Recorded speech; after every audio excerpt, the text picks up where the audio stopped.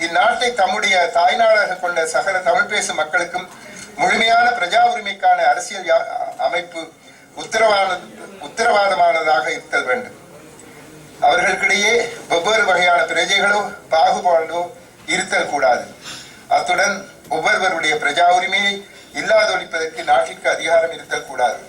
மூன்றாவது, சகல மதங்களுக்கும் சமமான பாதுகாப்பு வழங்கும் விதமாக அரசானது மத சார்பற்றதாக இருத்தல் வேண்டும்.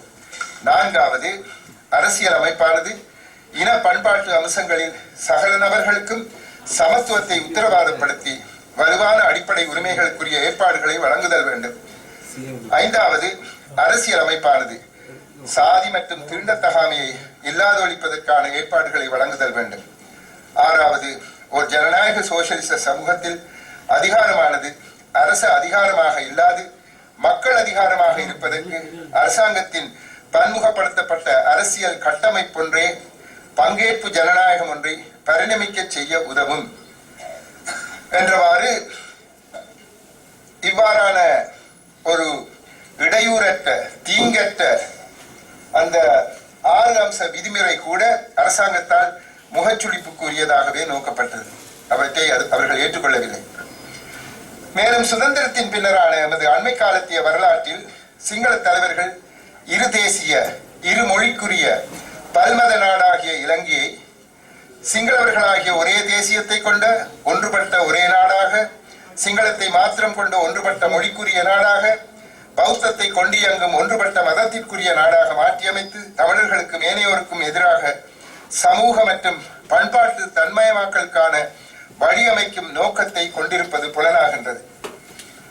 மேலும் 1956, 57, 58, 61, 74, 77 மற்றும் 83களில் தமிழர்கள் வன்முறைக்கு உட்படுத்தப்பட்டார்கள்.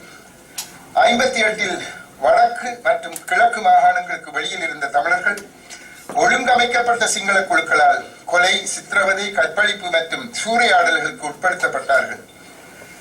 1983இல் தமிழர்கள் மீது மேற்கொள்ளப்பட்ட முழுமையான இனவாத தாக்குதலானது ஆயிரக்கணக்கானவர்களை வெளிநாடுகளுக்கும் ஏனையோரை வடக்கு மற்றும் கிழக்குக்கும் அனுப்பியமையானது வடக்கும் கிழக்குமே இலங்கையில் உள்ள தமிழர்களுக்கு முழுமையான பாதுகாப்புடைய புகலிடம் என்பதை அங்கீகரிப்பதாக அமைந்தது. மேலும் அதிகாரங்களை பகிரும் விதமாக அரசாங்கத்துக்கும் தமிழ் சமூகத்தின் தலைவர்களுக்கும் இடையில் கைச்சாத்திடப்பட்ட 1957ஆம் ஆண்டு ஜூலை மாதத்தில் பண்டாரநாயக செல்வநாயகம் உடன்படிக்கை மற்றும் 65ஆம் ஆண்டின் தர்டி செல்வநாயகம் உடன்படிக்கை அடங்கலாக பல்வேறு உடன்படிக்கைகள் சிங்கள பெரும்பான்மை அரசாங்கங்களால் கைவிடப்பட்டு அமுல்படுத்தப்படாது இருந்தன. தமிழ் தரப்பினரின் ஏமாற்றமும் விரக்தியும் 1976இல் வட்டுக்கோட்டை தீர்மானத்தை ஒருமித்து நிறைவேற்ற வழிவகுத்தன. 1977ஆம் ஆண்டு தேர்தலில் தமிழர் ஐக்கிய விடுதலை முன்னணியானது தனித்துவமானதோர் பாதையை ஏற்படுத்துவதற்கான முதலாவது தமிழர் தேசிய கட்சியாக தோற்றம் பெற்றது. அது வடக்கிலும் கிழக்கிலும் பெரும்பான்மையான வாக்குகளை பெற்று 18 ஆசனங்களை வென்று பாராளுமன்றத்தில் பாரிய எதிர்கட்சியாக உருவெடுத்தது. மேலும் தமிழ் சமூகம் முழுவதையும் பாரதூரமாக பாதித்த 1983ஆம் ஆண்டு படுகொலைகளும் தமிழ் மக்களுக்கு எதிரான இனப்படுகொலைக்கு நேரடியாக இட்டுச் சென்ற வன்முறை செயற்பாடுகளும் தொடர்ச்சியாக 30 வருடங்களாக இளைஞர்கள் ஆயுதம் ஏந்த வழிவகுத்தன.